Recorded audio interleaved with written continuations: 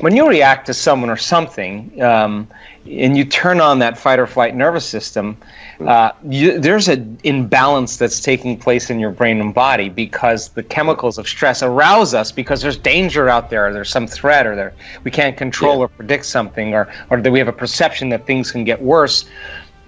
That primitive system has been very adaptive, especially if you're being chased by a saber-toothed tiger. Fear is adaptive. You don't want to turn around and try to pet it. It's not going to work, right? The best thing to do is to have that fear response.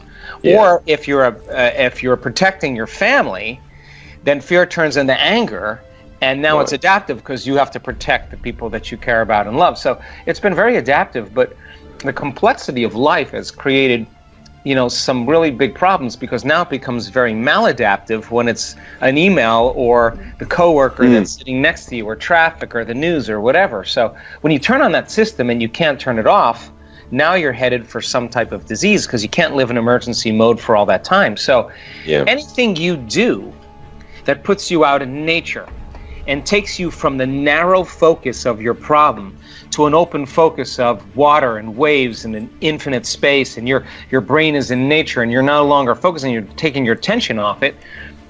By you taking your attention off it, you're no longer putting your energy on it. And you're disinvesting your attention and breaking your association to that problem. Now, that's called emotional intelligence. And exercise, surfing, dancing, whatever people are into, crochet, tennis, whatever it is for the person to just break away from their life.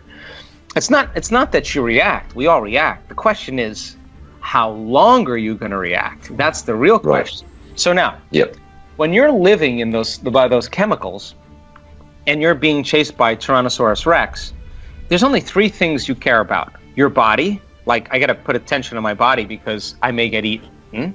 Where in my environment am I going to go? What's the best route to take? And your attention is on that beast because it's chasing you.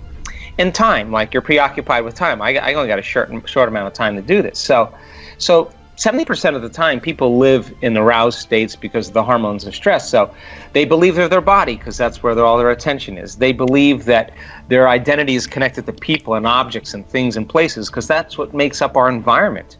And of course, people are always trying to predict the future based on the past, and they're never in the present moment. So the very hormones of stress heighten our senses, cause us to become materialists, and we narrow our focus on the danger.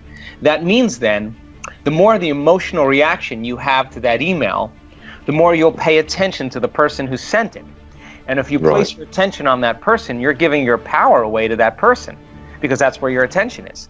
So by you breaking free from your emotional reaction, you disinvested your attention, and now you broke the refractory period of that emotion. Some people will do that for days, right? And it'll turn into a mood and then a temperament. So why meditation, to answer your question?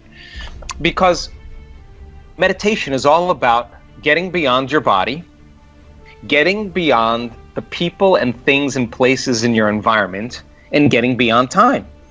And if you can forget about your body, you become nobody. If you forget about the people in your life, you become no one. If you forget about the things you own, you're nothing. And if you're not thinking about where you need to go or where you're sitting, you're in nowhere. And if you're not thinking about time, you're in no time. And that's the moment you're no longer putting any of your attention on anything material.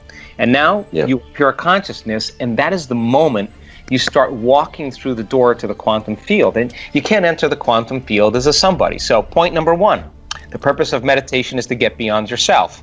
Point number two, the purpose of meditation is to get beyond that analytical mind of yours. And what separates the conscious mind from the subconscious mind is the analytical mind. So 5% of your conscious mind is made up of things like logic and reasoning and will, and your subconscious mind is made up of all these habits and behaviors and unconscious emotional reactions and beliefs that pretty much we do on a daily basis until it becomes a skill or a habit. So then you can't change those subconscious states with your conscious mind. So it turns out if you can teach someone how to slow their brainwaves down from that aroused beta state into alpha and begin to slow the brainwaves down into theta, now they're in the operating system where they can begin to make those changes in the subconscious. So then we teach people how to regulate their states, and it isn't actually hard. All it requires is you to just follow some certain instructions, just like you would learn how to surf.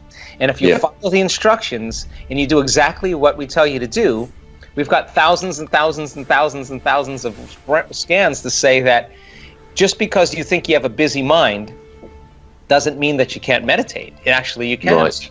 So then, as you practice this and you find that you're heading towards your email, or you're heading towards what you did yesterday, or you're thinking about what's going to happen tomorrow, and you become conscious and you back up and you stop and you return back to the present moment, you're carving a path neurologically between your conscious mind and your subconscious mind. And if you get good at it, you change your brain waves in 4 seconds or 5 seconds or 9 seconds like everybody else. We've measured it. So if I can do it, you can do it, because I have a pretty busy analytical mind. So that's number 2.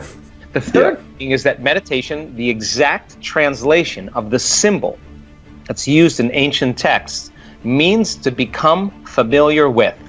So if 95% of who you are is a set of unconscious thoughts, automatic habits and behaviors, and emotions that you're addicted to, then if you're sitting in a meditation and all of a sudden you're becoming conscious of your thoughts and you're becoming familiar with them, you're becoming aware, and you start noticing your habits, and you start paying attention, observing that, oh my God, I've been living in guilt. I didn't know it was guilt because it just feels like how I always feel.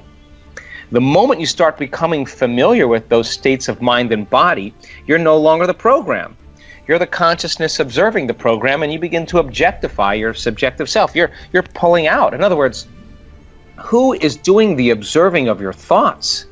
That's who you really are when you're conscious and you're not immersed in the program. So then, that's the old self. So now, how you think, how you act, and how you feel is called your personality.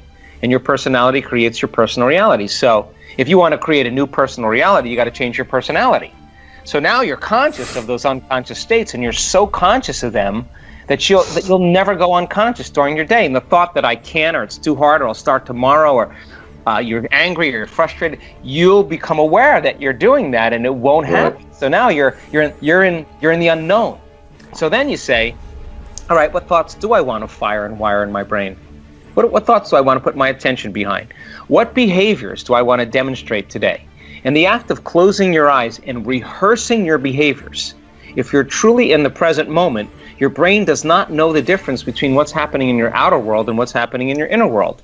The thought becomes the experience. Now, the moment that happens, you're installing the neurological hardware in your brain.